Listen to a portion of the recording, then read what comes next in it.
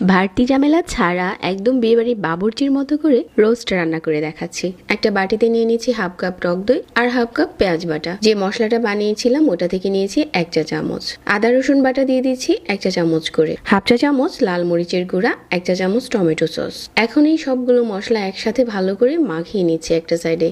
আর এখানে মুরগির মাংসে প্রথমে হচ্ছে 1 চা চামচ লবণ আর 2 চা চামচ টক দই দিয়ে ভালো করে ম্যারিনেট করে নিচ্ছি। এটা 10 মিনিটের মতো রেস্টে দিলে চিকেনের যে এক্সট্রা গন্ধ থাকে ওটা চলে যায়। এখন একটা প্যানে দিয়ে দিচ্ছি 1 কাপের মতো পেঁয়াজ কুচি। আর এখানে আমি রান্নার তেল দিয়েছিলাম 1 কাপ। পেঁয়াজটা হচ্ছে বেরেস্তা করে ভেজে নিচ্ছি। পেঁয়াজ বেরেস্তাটা হয়ে গেছে আর এই একই প্যানে হচ্ছে এখন মুরগির মাংসের টুকরোগুলো হালকা করে ভেজে নেব। এখন এটা উঠিয়ে একটা বাটিতে রেখে দেব। আর এই প্যানের মাঝেই দিয়ে দিচ্ছি প্রথমে যেই মশলাটা ম্যারিনেট করে রেখেছিলাম ওইটা দিয়ে এই তেলের সাথে ভালো করে কষিয়ে নিচ্ছি। এখানে 2টার মতো তেজপাতা দিচ্ছি।